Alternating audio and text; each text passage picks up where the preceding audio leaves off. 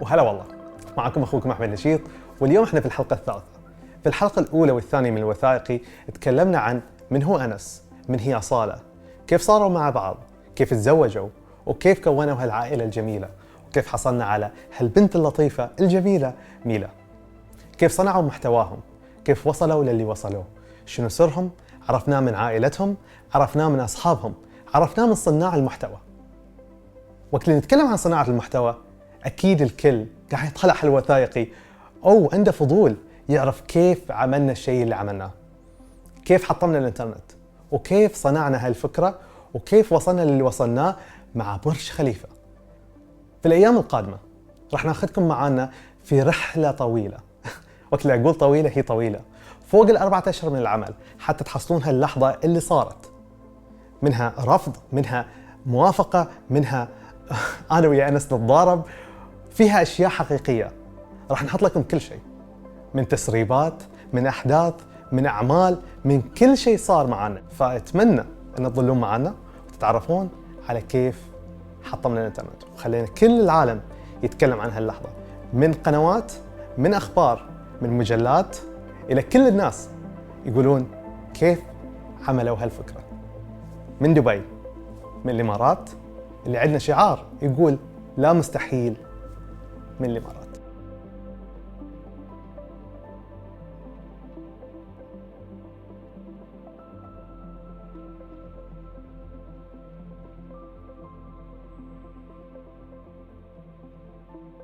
الحمد لله على السلامة. الحمد لله على السلامة. حبيبي يا برو، اشتقت لي. صار الحمد لله على السلامة. الله يسلمك. ويلكم تو دبي. والله I love دبي. كفو. كم تتوقع نسبة إن الشيء اللي بنسويه بيصير؟ إن راح تطلع مع برج خليفة؟ 40%. 40%؟ أنا حاط 80% ومتوتر. والله أنا نبل يعني. انا هم حكوا لي قالوا لي اسمع الدرجه فوق ال10، قلت لهم كفو قدام. we're very excited وان شاء الله يا رب. إن شاء الله تصير، إن شاء الله. من جد أحس إن كل شيء بيصير، متحمس وخايف في نفس الوقت لأنهم وصلوا، فأحس المسؤولية صارت دبل، إنه لازم نسويه. واو، أحلى منظر. Good morning. This is sky. Welcome Anas. ويلكم يا برو. شنو شعورك بعد هالرحلة الطويلة اللي بصراحه حضرناها كلها ب4 ايام، اظن لما يحضروا هاد حيعرفوا ليش حضرناها ب4 ايام، لانه كان عندنا اجتماع وقالوا لنا انه غالبا حيصير. الشيء اللي صار إن إحنا راح نسوي أكبر مشروع، لأن تو أكبر عائلة، أكبر جمهور، أكبر برج، الله يستر. أكبر إيفنت في تاريخ، يعني أعتقد KSI يقول لأنهم اللي سووه أكبر شيء. أحس هاي أكبر من اللي صار بين KSI. انت تتخيل هلا المقارنه مع KSI ولوجن؟ احنا كم تكلفه اللي عم نشتغل عليه؟ 5 مليون تقريبا. جد والله؟ لأن أحسبها الوقت اللي راح يكون على برج خليفة، التحضير، الألعاب النارية، يعني إحنا قاعدين نعمل مع حكومة دبي، مع هيئة السياحة، علشان نسوي هذا الشيء. وأحس هو الشيء اللي يخوف. أنا صار لي يومين قاعد أفكر في الموضوع، من يوم أنت سافرت، من يوم أنت قررت إنك تسافر، حتى كنت أتكلم غير، أقول أحس بخوف لأن انا متوتر. الموضوع بخص انس وصالة ما راح احكي اكثر من طبعا ضوء ليش. المهم جايز حيكون شيء حماس كثير، ما راح نحكي لكم عنه هلا، ما راح نحكي لكم اشياء كثير، ولكن لأن ما راح تتوقعون. لو تكتبوه في الكومنت مليون توقع ولا واحد فيكم صح. اوكي خليهم نشوف. قبل ما نروح المطار قلت صار وما صار، لحاله ان احنا فكرنا نسوي هاي الشيء وحاولنا نعمله. نسويه. اعتقد انه انجاز، لان علشان نوصل لكل عقبه نعمل البروبوزل، الاجتماعات، التخطيط، الاتصالات، الميتينجز، الاشياء. انت كم ميتنج هلا صرت داخل فيه؟ ما بعرف كم ميتنج هذا قاعد عامل. كل المشكله انه كورونا. لو ما كان في كورونا كان الموضوع بيكون اسهل. بس بسببها وانتوا في كندا والوقت وفرق التوقيت. بس اول ما اجتنا الرساله قالوا لنا شكله حيزبط. معلم شوف أصالة سحب العين كلها. يلا أسامة، يلا أصالة، يلا أسامة. بعدين ماما شكلك حتزعلي إذا نحن صح. قالت لي كلها حركة. أسامة من الحين أقول لك وقت اللي نروح المستشفى مستحيل نقول لهم شنو. لا أنت كمان حتعرف. أنا بقدر أحللكم بغض النظر عن كل شيء له علاقة بأكبر وأضخم، وهي بحسه أكبر توثيق صح لحياتنا هذا اكثر شيء بفكر فيه، انه تخيل انه البيبي لما تكبر او يكبر حتقول والله انا نعرف شو انا على برج خليفه. هذا اللي عم فكر فيه، انه انا كيف شو بدي اجيب لك هديه السنه الاولى ولا جبت له هديه السنه الثانيه. طول عمرك ما تقدر تسوي شيء. Mimi, do you want a baby sister or a baby brother? What? Do you want baby sister? No. انا بقول شو عملت بحياتي حتى انه نستاهل هالشيء هذا، ولكن يا رب يا رب. اعتقد برا الوالدين. ورضا الوالدين. بقول انه بدي هلا طبعا اللي الله بيجيب لي اياه، ولكن حابه اجرب صبي. إيه. بس اذا اجتني بنت حانبسط لانه حيكون لها اخت، وبعدين ما حاضطر اشتري ثياب زياده. When are we doing So لازم hospital? I need to find a doctor. شاب لسه الموضوع صح؟ اكيد واخر اسم النشيط كمان.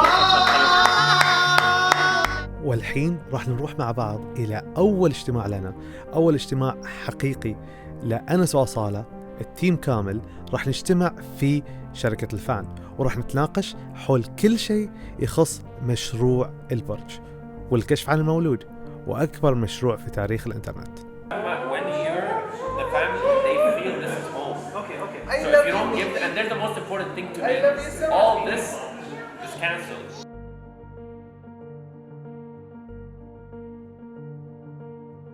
وبعد يومين من اجتماعنا مع شركة الفان صار عندنا اجتماع على الأونلاين على زوم مع دائرة السياحة في دبي مع دبي توريزم، وفيها راح نعرف هل المشروع راح يصير، هل راح توصل الفكرة لبرج خليفة لإعمار، هل الفكرة حصلنا لها موافقة مبدئية أو موافقة كلية أو لا. So we can try and see if maybe we can move it towards that time. I don't know how we could make it, but we could also close it off like with the fireworks. We have asked for mid of August to be the timeline.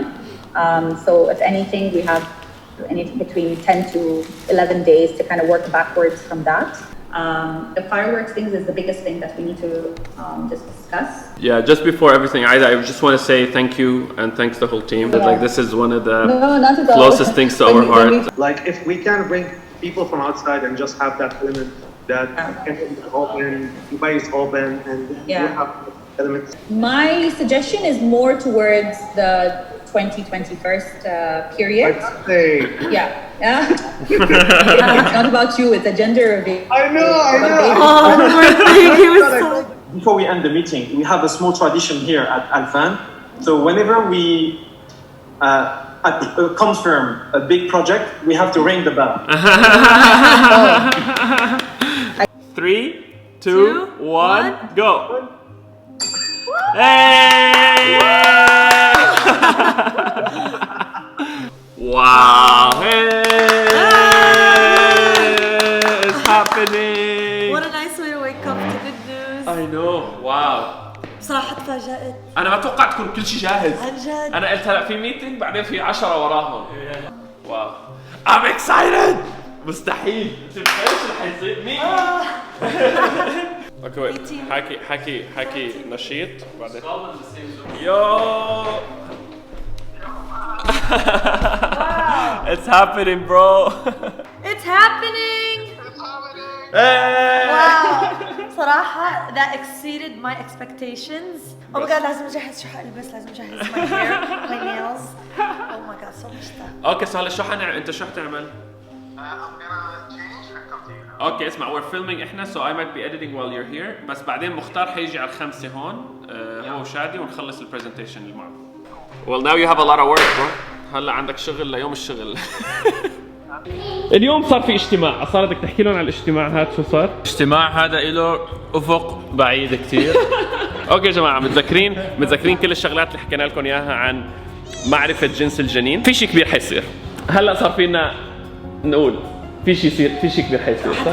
لا محله اكيد محل، لازم كل شيء يكون محل بمحله، ولكن ان شاء الله شغلات حلوه محضرين لكم اياها. واو من العائله اللي مو موجودين هني تبي نتكلم وياهم بعد عيلة أصالة بطنية. لا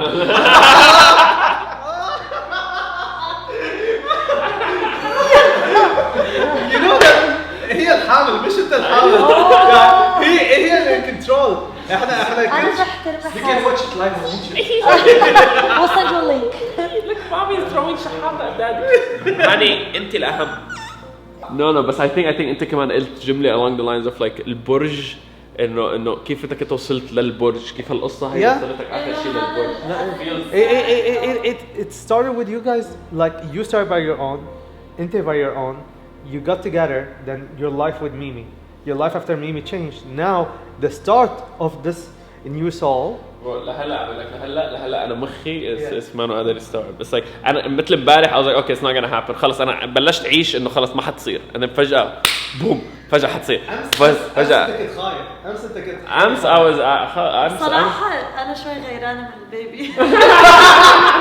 الحمد لله انا لهلا انا مخي اساسا ما قادر يستوعب بس يلا الحمد لله I think it'll hit me حتضربني بعد شيء قديش بعد البرج باسبوع يمكن لما اكون بكاليفورنيا كنا على البرج. هو الشعور انك تطلع على البرج it's a weird thing because انت تشوفه انت كل يوم تروح في اي مكان في دبي تشوف البرج لكن الحين وقت اللي انت صورتك على البرج انا يمكن لو صورتي على البرج يمكن كنت تحمست اوكي يمكن لو بس انه مثلا والله في شيء له علاقه فيني على البرج كنت اوكي واو شو بس انا اللي هلا مجنني او اللي مخليني ما قادر احكي كنت عم بحكي انا وصاله فيها انه انت talking a whole project مصنوعه بس البرج كله فيها الوقت هذا is for this baby or this project او لعائله رصاله هذا اللي انا هلا ماني قادر استوعب لحد الحين العالم ما يعرف لحد الحين العالم ما يعرفون شلون للعالم شلون تتوقع اوكي اهلكم يعرفون بالفكره النالون بس النالون غالبا ما حتصير يا اخر مره حكيت اهلي قلت لهم شكلها ما حتزبط فلا تتهيئوا بعدين قالوا خلص اللي بيصير من عن الله وحتى يعني كنا مجهزين نحجز تيكتات ليجوا بعدين كل شيء تكنسل وخلص. يعني امي وصلت لدرجه انه لين ما اشوفك على البرج تعال حكي لي it's كل يوم بحكي لها فكره مجنونه زي بابا بدي اطير اجي اوكي لما تطير تعال لي اوكي شنو المصيبه صارت انه نحن رحنا على اليوتيوب وقلنا حتكون كتير كبيره حتكون كتير منيحه وبعدين اصاله قالت حتطلع على الجرايد قلت حتى ما حتقدروا تفكروا شو هي بعدين اجينا لهون بعدين قلنا يمكن ما تزبط قلت له شو رايك بس نجيب بالون نطقه يطلع ازرق. بتعرف شو بضحك انه اكشلي I don't mind البالون لانه بتعرف هي اخر شيء انه نحن مبسوطين باللي عم بيصير بس بعد ما قلنا له للعالم ناس كثير لدرجه لازم نعطي. انا أصالة انا سمعت انه في مفاجاه يعني يمكن هاليومين يمكن هالاسبوعين في اي تفاصيل حابين تحكوا لنا اياها تحمسونا اكثر؟ عائلة رصالة ما بيحبوا لما نحمس نحن لانه كل ما نحمس اخر مرة ما زبطت. طب سؤال هالمفاجأة حتكون بدبي ولا مو بدبي؟ في مفاجأتين في مفاجأتين واحدة بدبي وواحدة بعد دبي. Look, plan B is gonna be C, D, والله حكيتوا بالبلانات. طيب شو كان البلان؟ اوكي. كان عندنا بلان بي برج عرارة كان عندنا بلان سي taking the برج and doing it from scratch. We said we will buy it. ومع كل شيء صاير حولنا من عفسة من حوسة من كل شيء قررنا أن نجتمع مع بعض ونحتفل بالعيد لأن جمعتنا مع بعض وكل شيء حولنا كل شيء نفكر فيه هل راح ينجح المشروع أو لا كل شيء صار هل راح نسوي أكبر مشروع في تاريخ الإنترنت أو لا فقررنا أن نحتفل مع بعض ونعايد على بعض ونحتفل بالعيد وخليهم أنس وأصالة وعائلتهم يجربون العيد في دبي العيد في الخليج. That's why yesterday I was telling you we need to update everything on the PDF file. So you get what she is looking for, right? So for us to have the permits, because we need them to prove it in 2 days. They said yes. Yes. They said yes. So on that term, احنا عندنا 2 things. أما نروح بكرة ونصور لأن they need us to film during DSS. That's what she's saying. Yeah, bro, but it's impossible for us. Help me out within 4 days. Yes, that's why it was. The permits. Keep. How is it possible for us to hire a team? Oh, we're not gonna go, bro. Listen, their team might have been $100,000. Do we have $100,000? No. هم اللي سألوا. إن الفان will do it, and then we can do it as a fan. بعدين ندخل كل شوي اسم. At least. You get it? So we should apply general. Bro, أنا حاعطيك بالآخر إيش قالوا and you could tell me all you want because I was the one who was actually focusing because I was the one asking the question. أنا سألت أخوك I know. أنت سألت السؤال هذا which is like can I use the permit if we got another person? Yes. قالوا لك yes we can. That's good. بعدين مختار سأل سؤال ثاني. That's good. قالوا لك yes we can. Yeah. That's perfect. Now the question was, do we want to hire them or do we want to hire someone else? That's the thing. Okay, so why would we didn't even, no one even put us in touch with these people for starters. I have them. Yeah, but what if they're expensive? They're not. How would I know? Yeah, so why would I hire people? So what's the updates? What do you need from us? Ahmed was sending you a voice note. صراحة ما سمعته, but I heard him saying Mukhtar, so I was like, let's call him and get it done. Okay, the permit is almost done with the documents. Mm-hmm. But the list of like the family members. I sent to the family members. We need the influencers left, huh? Exactly. Did Jad finish the story? Not yet. Not yet. He tried. Was it what we wanted? The list of the influencer and all of that, that's just for the shoot. We can update it anytime. It's just getting the permit for us to start filming. We need a room there. They need to provide us with something there. So for us to use it as our thing, because even for Asala to get ready, everyone to get ready, the easy On the day off, we probably 100% need 2-3 rooms. That's why one editing room, one changing room, one back and forth room, just to make sure everything's in the right place. You figure this out together. Whatever you think is the best solution, I will ask them. Yeah, that's fair. Okay. Okay. The rest of the video, we can finish it now. يوم عن يوم أحس إن الموضوع صار حقيقي أكثر وأكثر. إن اليوم عائلة أنس بكبرها راح تكون معانا، لأن اليوم يمان أخو أنس وزوجته لارا والتوينز راح يكونوا موجودين معانا في دبي بعد رحلة طويلة من كندا إلى دبي. أنا بدي لكم شغلة، نحن اليوم هو اليوم الوحيد اللي ما متأخرين فيه.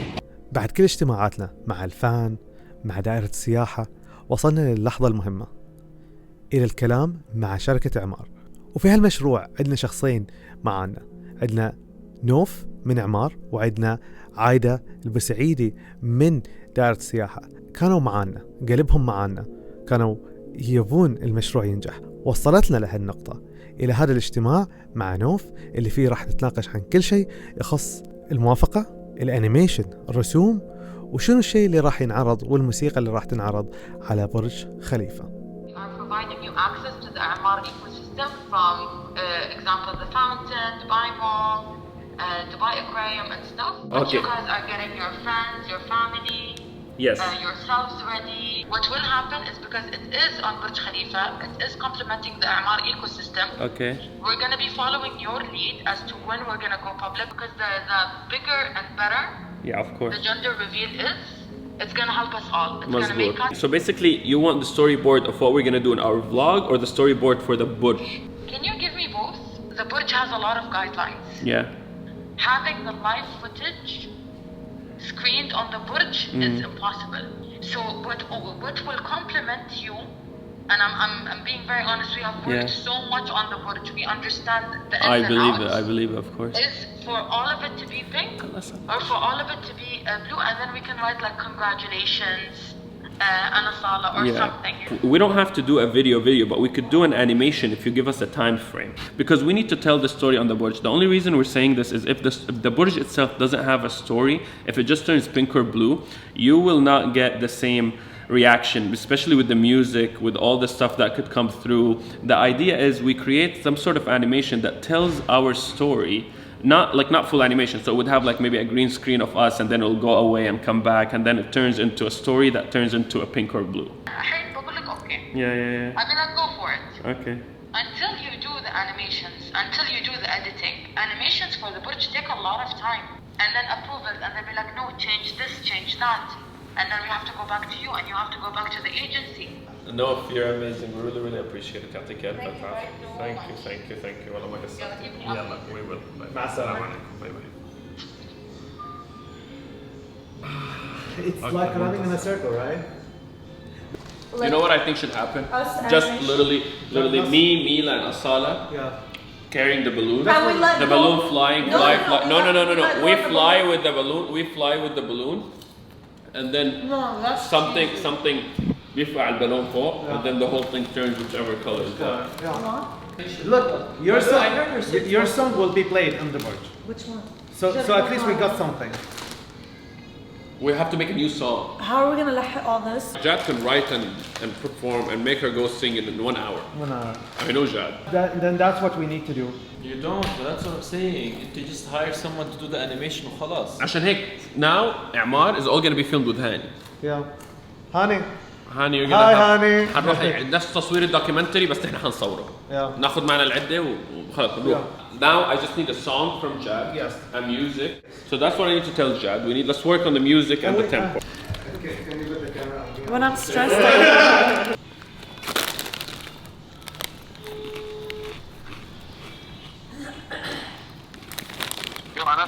Hey, are you coming? Yeah, I'm on my way with Shadi and Alex. Yeah, look up. I'll see you soon. Just tell me how you want the colors and who's doing the animation of the colors. like I'm expecting like We're gonna create it. We're gonna create it. Emmet. That's what We keep saying we're gonna. Do you know what the day is today? When do you want it? No, this time, it's not us asking. This time it's not us asking them when is it gonna happen. This time they're asking us when do you want it to happen.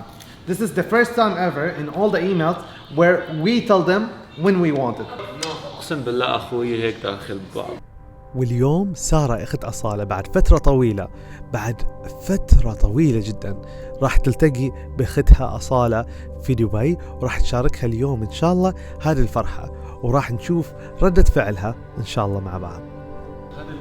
فيك بس تبعت افتح الانيميشن برو اول بس عشان ابعت له لجاد انه that's what we want ولا لا. This is just no good. Yeah. Man, it's actually good. It's actually good. Because we started. لا. We started big. Because we needed a lot of things from him. And now we are reducing the scope. This is the.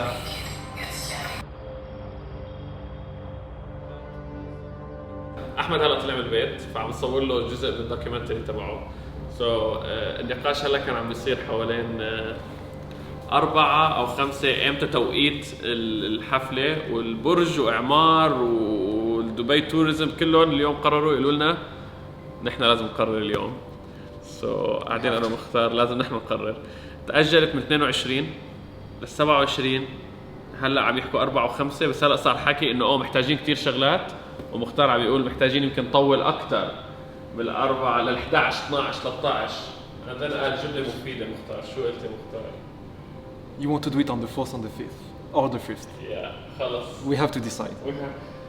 And you know what my feeling? Yeah. If we set a date, then everything will come together. We'll come together. And we have no other option. صح. No plan B. I think هو هذا اللي عم بيصير. نحن كل شوي عم نقول 22 لانه بدنا شويه وقت، 27 لانه بدنا شويه وقت، ضلنا ندفش بعض. بس هلا في قول لهم على هلا القرار الاخير. القرار اللي هلا اخترناه انا ومختار واحمد هلا حتعرفون. اوكي 4 أو 5. انا برايي يوم 5 بيكون. انا بقول 6. لا 5. 6 بشرف. لا نهار السبت. نهار السبت ها؟ إيه. احسن شيء. صح. يوم السبت يوم 5 سبتمبر يكون اليوم اللي بعده ساندي، سو الناس يرجعوا على اشغالهم، يكون عندهم سهره بالليل وينزل فيديو تبعنا الساعه 10 11 بالليل ان شاء الله. والتصوير او البرج ريفيل كلياته يكون على الساعه 7 8. يا رب ان شاء الله. big moments. حبيبي ان شاء الله we'll make it happen. تعال احنا الحين في لحظة تسجيل أول فيديو كليب لعائلة أصالة، أول فيديو كليب حقيقي لأصالة. هذه الأغنية هي عبارة عن قصتهم. يا تعبت وجعت. تحكي جد. أولت امبارح قلنا له جاد إنه الموضوع ما حيكون فيديو على البرج لأنه كان في مشاكل تقنية بموضوع الفيديو، لأنه نحن لازم نمشي بكير فما حنقدر نقعد زيادة، فما حنقدر نلحق نظبط كل شيء، فقلنا له لازم نعمل أنيميشن. فجاد اليوم جاي يسبنا لأنه المفروض الانيميشن بتاخذ 16 يوم على يعني عايز حاجه تتعمل في 16 17 يوم تتعمل في يومين. مش في يومين يا حبيبي، في يوم ازاي؟ فهمني ازاي يعني. هذا المشروع اغرب مشروع بتشوفونه بحياتكم، لان صار عندنا 3 اشهر نشتغل على اشياء، وبعدين في كل يوم قبل ما يصير اليوم اللي لازم نسوي فيه شيء مو يصير يتغير. رحنا من فيديو على البرج لانيميشن، حتى هلا الوان اكثر من انيميشن لانه كمان التوقيت غلط. برو التاريخ تغير كل مره. برو انا بعيلي شوي، انا طفشت منك. انا صار بدي البرج يجيب شو انت تمشي. صار لي 3 اشهر قاعد في وجهها بس. اوكي جاد، سو احنا هلا قديش باقي يعني what are you gonna do now? Now I'm gonna go اقعد كده على الجرافيك ديزاينرز هيد. Get it done. اصلا انا بكلمه النهارده بقول له ايه؟ بقول له برو احنا عايزين الانيميشن يخلص النهارده. قال لي انت طبيعي ولا شكلك بوست خلاص؟ قال لي انت بوست يا جاد. شكلك راح ترسم معاه اليوم. هو بياخذ انا راح اقول له بس اقعد انت على جنب هشخبط. انا هركب طياره. مش هتشوفني حبيبي.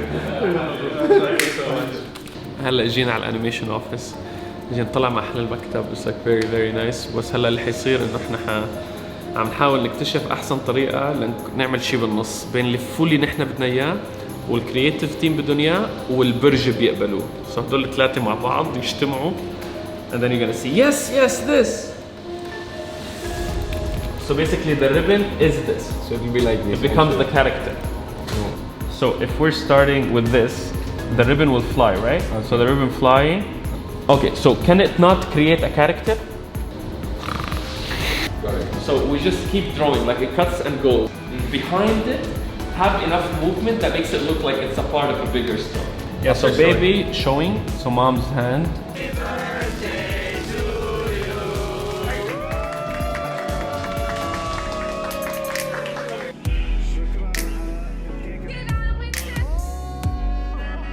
مبروك على 7 مليون. والله يا برو انت إيه؟ من اول ما اجينا على دبي وانت مدلعنا ومظبطنا وانا مش عارف كيف بدي ارد لك اياها بصراحه. اذا مفكرين جاد عم يشتغل على شغله المفروض تخلص 16 يوم ب7 ساعات، مختار عم يشتغل على شغله المفروض تخلص بسنه ب3 ايام. So like this guy طلع وجهه. يفهم لك هذا كان متزوج. وداروك خلاص راحت. رغم النوت بوك اللي عندك اياه، هاي النوت بوك اول ما بدينا المشروع كان فاضي. الحين على فكره احنا اكلنا شربنا كله صار على الطاوله هون، كل شيء صار على الطاوله. كل شيء. اوكي سو اليوم الاكل اللي مثل شايفين كان سوشي، الفطور كان سندويشة بيض والغداء كان شغل احمد. اقسم بالله ما انا عارف شو شو هذا. اكلت البيبي. طب انت ليش اشتريته؟ انا والله احب البودنج. صار اليوم شو اللي what are we doing؟ Look everything from merchandising. وكمان اشتغلنا اليوم على التاريخ.